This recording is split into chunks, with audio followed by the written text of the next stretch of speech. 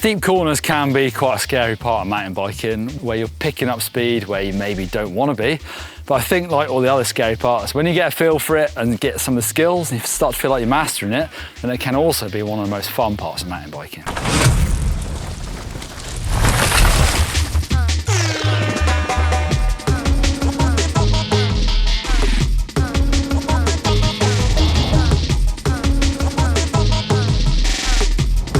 So here I've got a pretty typical set of steep corners on a mountain bike trail. It's actually really nice here because there's no other obstacles. The dirt is really grippy, it's kind of loamy, it's nice and wide, so I'm not dealing with any tree stumps or roots, so I can talk you through the basics. Also, it's kind of typical as the hill goes that way and we go left and right across the fall line of the hill. Why do mountain bike trails always go left then right? You never get a left then a left or a right then a right. You ever noticed that? So anyway, starting with body position.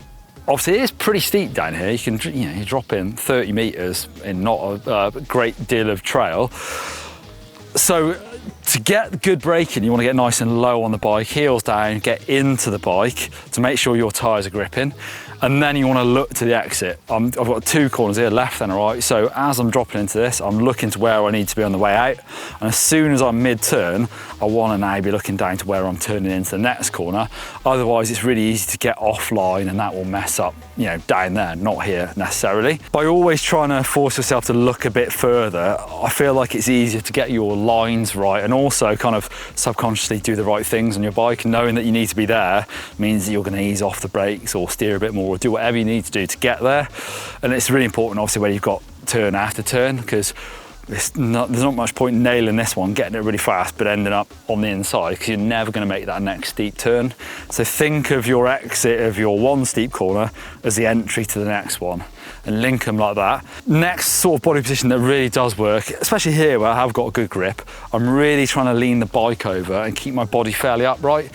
So I talked about this loads in other cornering videos where there's different ways of thinking about it. I like to think about it as bringing my outside elbow up to like 90 degrees, right angle.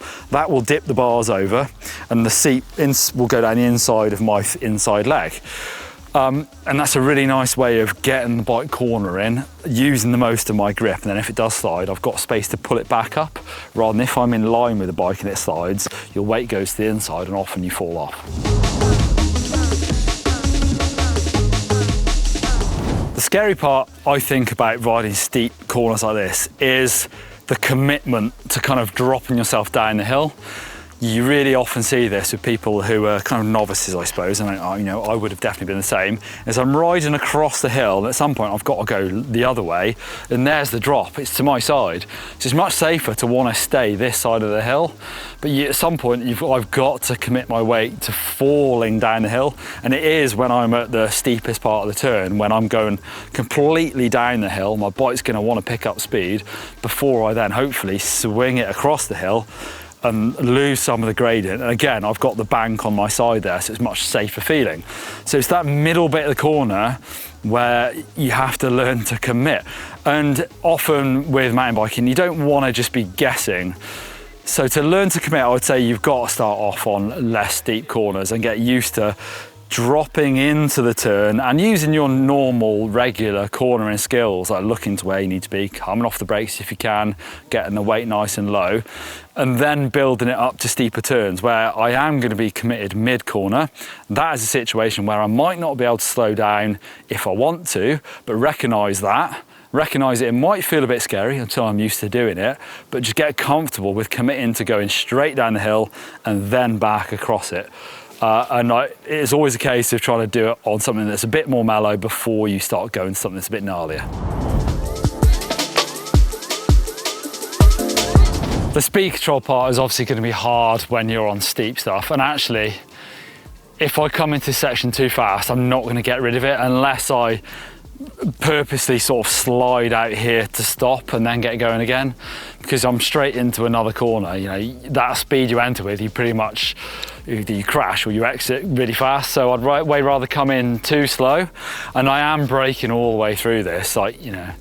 Braking mid-turn isn't the right thing to do some of the time, but actually you've got no choice here. You need to be dragging the brakes pretty much the whole way through this section. And actually sometimes I am pulling a bit too much back brake. If I've got to here and I feel like I'm still pointing too much down there, I will actually put a bit much brake on and get the rear tyre to slide round and square the turn off. I guess it's not ideal, so you don't want to be, skidding and wrecking the trail or even sliding too much, but sometimes your back brake will help you out. But I am then kind of definitely, more reckless with the rear brake than I am with the front. I'm trying to be as careful as I can with the front tyre to make sure my front wheel is gripping all the way down, but actually, almost all the time, both the wheels are turning, unless I need to lock up the rear to make it turn just a little bit more. Body position on the bike, I guess, is fairly kind of simple on these corners. Like I said before, there's no obstacles I'm dealing with. It's just literally steep corner, flat, steep corner. So I can get nice and low to the bike. And because I'm braking hard down here, I actually am staying pretty feet level. Other cornering skills videos, you might see me talk about dropping the outside foot to get the weight down and get the bike turning. But actually, if I'm braking hard, or even if you're in bumps or you're in more obstacles in the corners, then it's better to stay up with 2 feet level, so nice and flat feet. And I can brake nice and hard, get my heels down and get the weight down and into the bike rather than up and over. However, I'm kind of freestyling a bit on that. If I get mid-turn and kind of like the skidding bit, if I'm still not cornering as hard as I want to, and I'm going wide on that corner, then I might drop the outside foot, give it a bit of back brake and get the bike really leant over. So that's when I dip the outside foot and get the bike laid over to make it corner. So that's where you can do all those sort of 3 things in conjunction. It's going to turn harder. Then once you feel like you're back on the right line, you pick the bike back up, go back to feet level and ease off the back brake, so you're no longer any chance of skidding. So it's not always perfect. I am kind of freestyling all the way down to try and make sure the line is perfect, but the skills are improvising all the way down steep corners.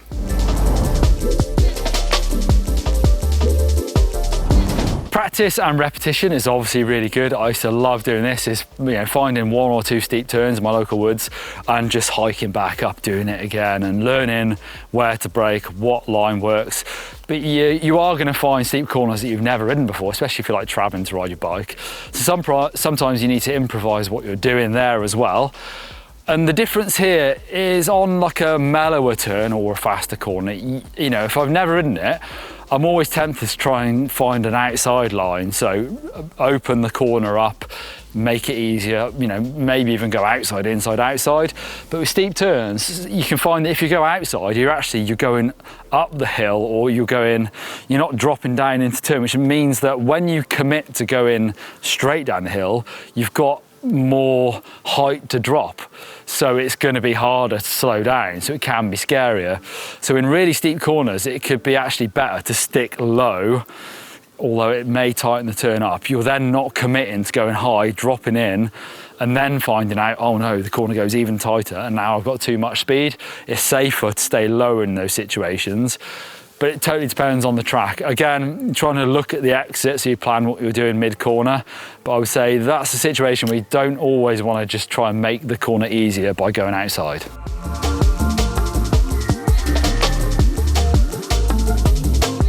Okay, for a bit of variety, I've ridden over for another little bit of steep cornering. So this is it's a nice, pretty natural bit of trail. And I'll show you, there's one tight turn behind me that goes right around and then it goes into a steep chute. And I was wrong earlier. There is a left and then a straight and then another left. It doesn't go left then right, then left then right the whole way down. So I will ride this and talk you through what I'm doing.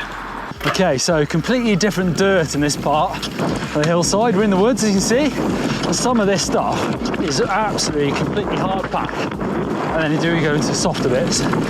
This corner here, you'd almost expect it to be black with rubber. It's so hard pack.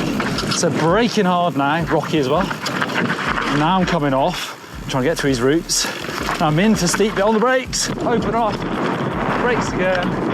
Whoa! Slide out still. Jump. So I was a mile away from nailing that, I would say, but it was okay. Like I was saying before, the most important thing there is line.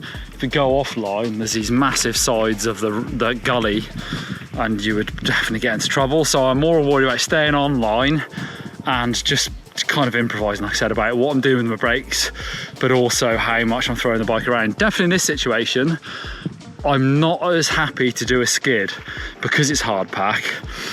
it feels like if you start it skidding, it might not stop. Whereas in that loamy stuff, it's much more forgiving to let the bike drift and it will start gripping again. I'm more careful when this ground is rock hard, but I think I should try that again.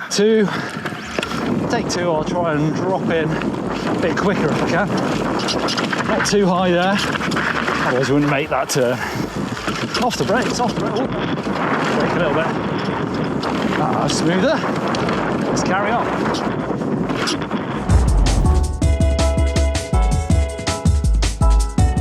If you've ever ridden your mountain bike in big mountains like the Alps, something like that, you'll know that long tracks with steep corners are really punishing on the bike and the body, because if you haven't changed your bike, often you can feel like you're really heavy on the bars on your shoulders.